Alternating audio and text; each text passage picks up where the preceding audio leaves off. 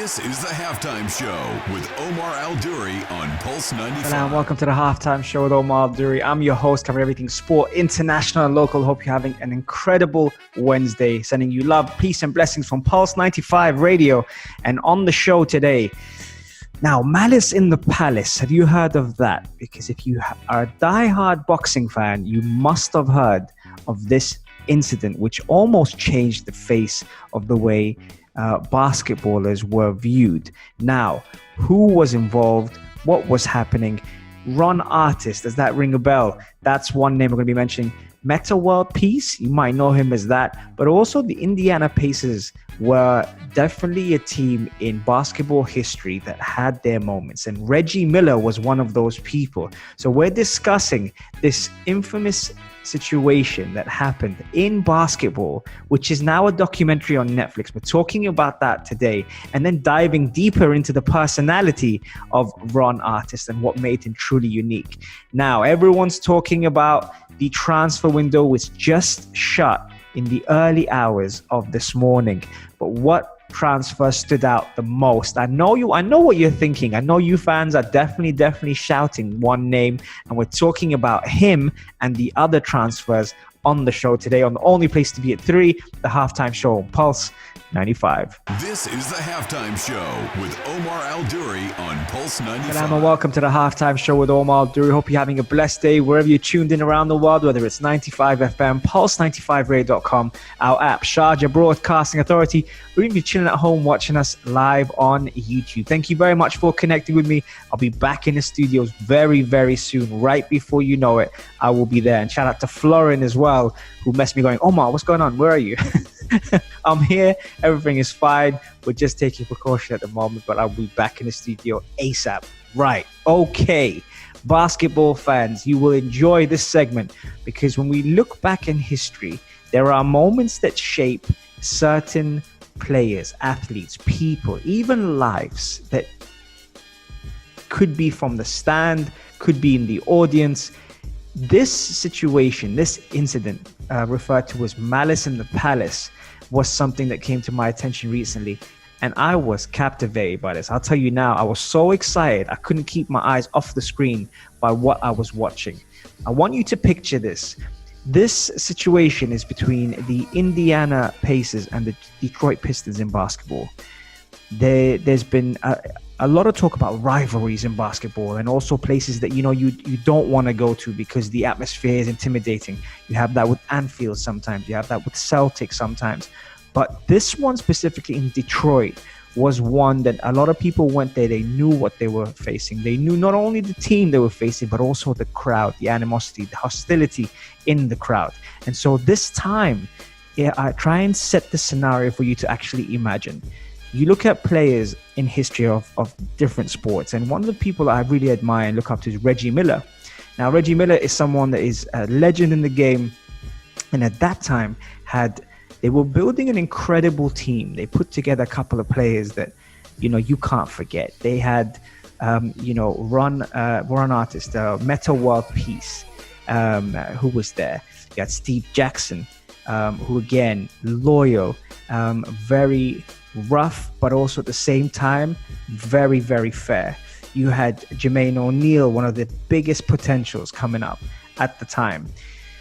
And now we put it in a scenario where this team is destined for greatness, and we are starting to see, not just from an offense point of view but a defense point of view, this formation form in such an incredible way. Very tough to beat, very durable, very compact, and yet all of a sudden you're mixing the rough and the good arts together. But also with that came a price. It came attention. It came people actually watching them and seeing who these people were. They were facing the Detroit Pistons, obviously in Detroit, and a lot of people were building up this game massively. Why? Because you knew what you were getting with Detroit when you faced them. But this one game was about to change a lot of people's lives. As they were in the game, a few incidents happened. A little, bit of niggles here and there, a little bit of fouling, etc. And an incident happened between Ben Wallace and Ron Artest at Metta World Peace, so you might know him nowadays, where it started to get really ugly. And Ben Wallace himself had just lost his brother at the time. So he was using basketball as a form of escapism. Many of us actually do that with sports. I'll be one of those. But what happened was there was a reaction to that. And it started on the court, and it started to get even more heated. And a certain fan called John Green threw a cup from the crowd, which hit Ron Artest, Metta World Peace. Now, here's the thing. He was trying to calm down. At that time, Metta World Peace was going through a bit of therapy. He was doing a lot of stuff for his mental health, and he was trying to calm down. And one of the things that the therapist said to him is, pace yourself, count to 5 before you react. And he was doing that, but he was doing that in a sort of a provocative way by lying down on his back and letting all these things happen in front of him.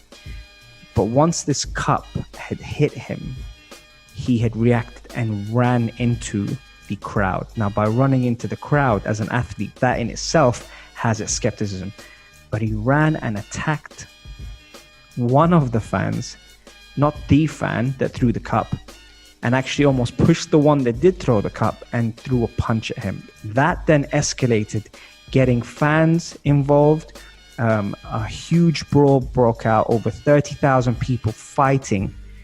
Police weren't to be seen, and it just caused melee. Now, the punishment that happened after that and the legacy that was almost tainted by the situation was incredible. If you haven't seen the documentary, go and watch it on Netflix. It is incredible. But the punishment from 30 games to being banned for a season, to being fined, to getting the police involved, to them being called thugs by the media at a time obviously where things were very sensitive with culture and race, and they were portraying these basketballers as thugs for reacting to an incident that pretty much got very, very ugly. Make sure you check out this documentary, whether you're a basketball fan or not. It's definitely one that captivated you, and it's also one that had you glued to the screen thinking, this can't be real, except it was real.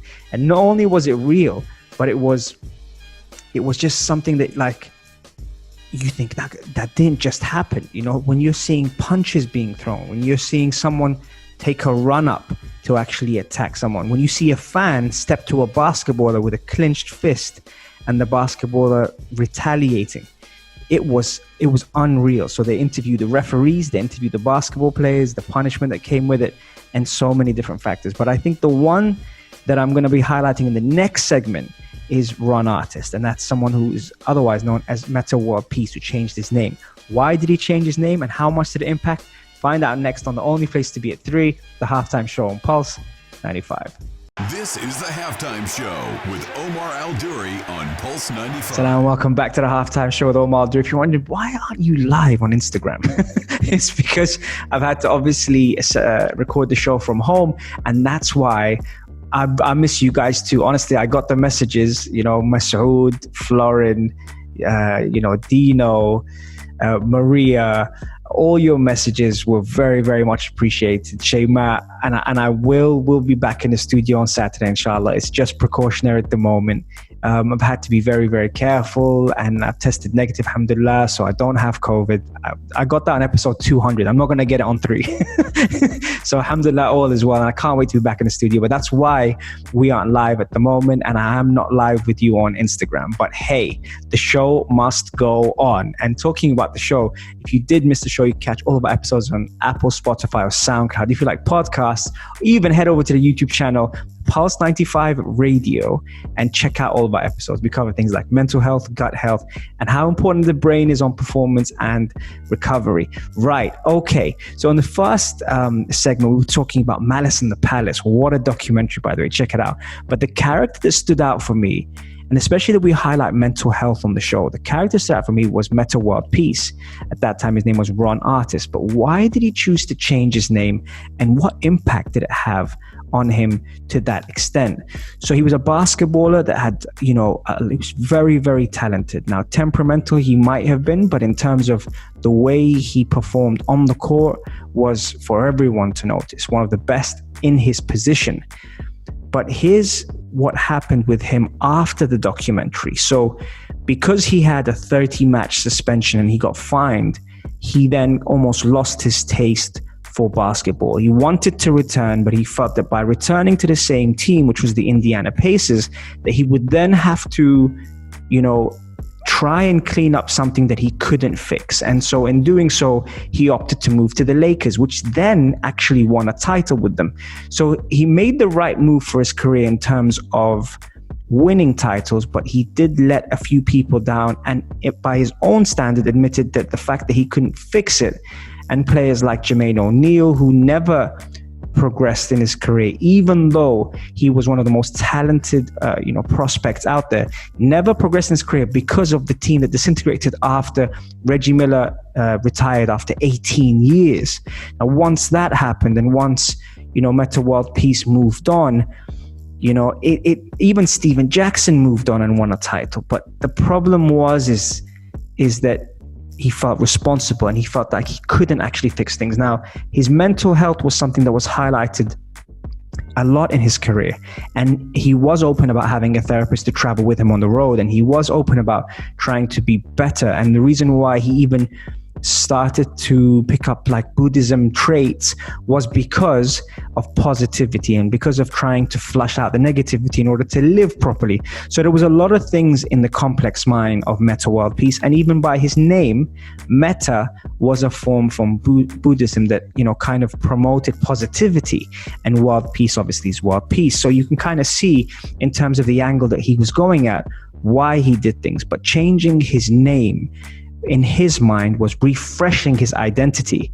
So I was very interested in seeing how this character, this personality would be, portrayed. And it's almost like that giant that you're worried to upset or anger in case he reacts.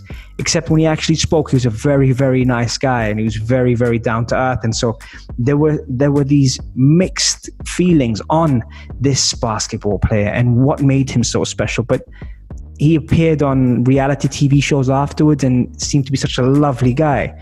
But that was the thing. I mean, normally we do say, watch out for the quiet ones. Those are the ones you should worry about. His character, I say his character as if he was playing it, but his character in the documentary, it had you engaged. It had you thinking, wow, like what a personality. And especially the way he went into the crowd to fight for what he believed in, being hard done by, being hit and struck by, a drink in the basketball stadium. So there was all these factors, but him calming down, him trying to diffuse the situation obviously escalated. And by that, he was labeled a thug, and he was labeled all sorts of things. And they kept bringing all these terminologies that affiliated him with the wrong people. And I was just really interested by that. I think there's certain things that happen for certain reasons. Me being at home for the last couple of days, I've had some time to actually like watch documentaries and watch things that will inspire you. And definitely seeing the rawness and the athleticism in Ron Artest, it was something else. So make sure you check it out. Let me know. Text me on 4215 Etisalat or slide into our DMs at Omar Duri at Pulse 95 Radio and let me know. Have you seen Malice in the Palace? And which character stood out for you? I'll be right back after the break. I'll see you soon. This is the Halftime Show with Omar Al-Duri on Pulse 95. And welcome back to the Halftime Show with Omar Al-Duri. Super excited to be hearing from you guys. Hope you guys are doing well. Okay, so the transfer window is finally shut. And I'm looking at all the different transfers that are coming in. There's one name on everyone's mind. We kind of knew it. We spoke about it on the show. And that is Cristiano Ronaldo. So many things being said, so many things being speculated. Will Kylian Mbappe move from PSG to Real Madrid?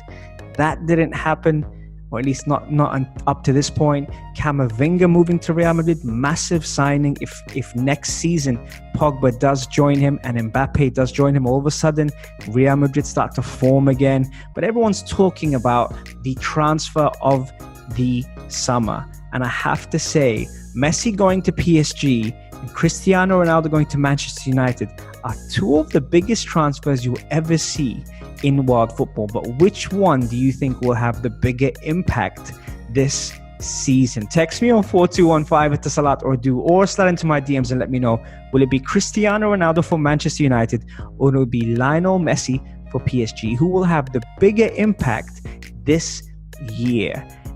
So much speculation going around. Cristiano Ronaldo signing a 2-year contract with a 1-year extension as a possibility.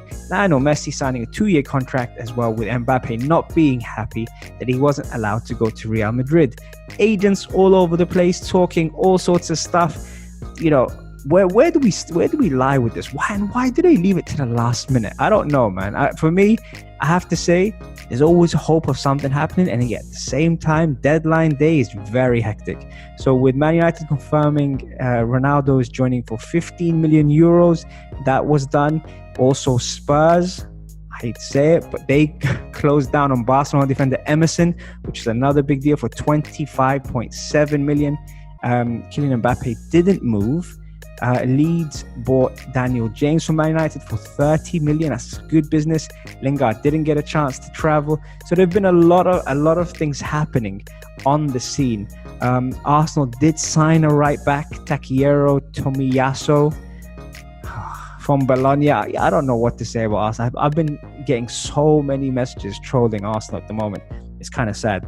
But yeah, that was another player that was going on. But yeah, it's been an interesting, considering the pandemic and everything that's happened. This has really evolved into something now, and I think that now finally the transfer window shut, we can kind of focus on the season. We've also had, people discussing, what's going to be happening next in the Champions League, what's going to be happening next in the Premier League. There's a lot of good things coming. Now we can actually focus on that with the transfer window closing. Thank God for that. We can actually focus on who's going to be winning the league, who's going to win the Champions League. Let me know, though. Everyone's been saying PSG or Man City. Has Ronaldo signing changed your opinion? Text me on 4215 at Salat or slide into my DMs at Omar Al-Duri and let me know. Here's a quick break, and I'll be right back after this. Enjoy, folks. This is the Halftime Show with Omar Al-Duri on Pulse 95. And welcome back to the Halftime Show with Omar Al-Duri. I'm your host, covering everything sport, international, local. Thank you very much for joining me today. Hope you're having a blessed day wherever you're tuned in. Okay, right. So if you missed the show, we talked about the Indiana Pacers versus the Detroit Pistons when the Malice in the Palace famous incident happened. Wow, you definitely need to check that out. I spoke about that in segment 1, the highlights that, that people discussed.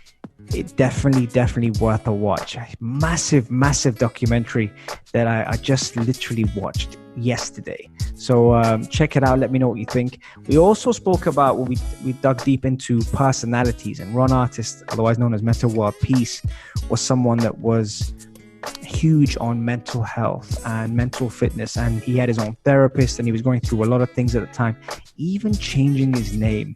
So that was another factor that I kind of thought was very, very interesting. In the third segment, we spoke about the biggest transfer signing of the summer.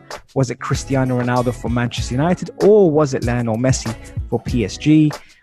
I mean, I know when this show gets out, I'm probably going to be getting different messages, but I will post it on my Instagram and ask you which was the biggest signing. I'm sure it's going to be close, but who's going to have the bigger impact? 36-year-old Ronaldo for Manchester United, or 34-year-old Messi for PSG? If you saw his debut the other day, it looked very, very strange. I don't know about how you guys felt about it, but it looked very odd seeing Lionel Messi out there for PSG, come on as a substitute for ironically one of his best friends, Neymar. And at the moment now, it looks like Kylian Mbappe will be staying, so we might actually end up seeing one day Mbappe, Neymar, and Messi play on the same team. Hey, you've got a year left until Mbappe leaves, so hopefully we get to see many more games for them three together. Okay, coming up obviously on the show on Saturday, we talk about different topics. Obviously, we like to cover so many different things, but if you have any suggestions or any things that you want us to focus on the halftime show, shoot me a message. I'll do my best to do my research to be able to talk about that. There's some cool things at the moment, from the UAE CrossFitters to even the Paralympics. I thought that was amazing. And also sometimes I like diving into, a documentary or two to kind of see how that's relatable to what's happening now in the real world. I don't know. I'm kind of old school like that, but I'm very, very happy that, there's some good material out there. A lot of people have also messaged me about All or Nothing and about trolling Arsenal. You guys never stop, huh? Especially United fans. I don't know why I get a lot of messages from them about Arsenal, but hey, right now it's not a good time to be an Arsenal fan. So yes, I am feeling it. But saying that, I'm happy that, you guys at least are having fun whilst we are struggling at the bottom of the league. Who would have ever thought that Arsenal would be at the bottom of the league? And now with an international break going on, we're going to be on the bottom of the table for at least another 2 weeks. That hurts. Premier League's just not the same. Talking about Premier League, the Fantasy League halftime show on Pulse 95 Radio will be resuming the segment when we get back. But just a quick note for those who are wanting to sign Cristiano Ronaldo on the Pulse 95 Radio Fantasy League. He's 12.5 million. So if you're going to be holding on to your Brunos, or you're going to be holding on to your Mohamed Salahs, or even your Kanes, that's an expensive team. I'm kind of thinking about that myself now. So just giving you a heads up to when we resume the league for the halftime show, just to let you know. Also, there's been this really funny thing. So when I did my 300th show, someone had done a rhyme for me at the show. And you were all probably thinking you knew who it was. I know who it was, but I heard that the Morning Majlis were talking about it. Abdul Karim Rania and Ahmed were talking about it. I heard that Future Talk were talking about it, Omnia and Hani Balqis. Have you guessed who wrote me the rhyme? Let me know if you know who it is. Which presenter actually took the time out to write a rhyme for me for the 300th episode? Let me know. Text us on 4215 Itasalat Urdu, or if you are on Instagram, then slide into our DMs and let us know which presenter wrote the rhyme. That's full time on the halftime show. Thank you very much for tuning in. Really appreciate having you guys down. But I will be back on Saturday in the studio, inshallah. Sending you peace and love, and hope you have a fantastic week. I can't wait to see you soon. Florin, I haven't forgotten about you. I will be catching up with you as well. And you had some comments on the Woodley Paul fight. Drop them here in the box, and I will promise you I will mention them on Saturday. Peace and love, guys. I'm out. Take care. If you liked this episode of The Halftime Show, drop a like and subscribe. 95. Be sure to follow us on Instagram for all our daily updates and top stories.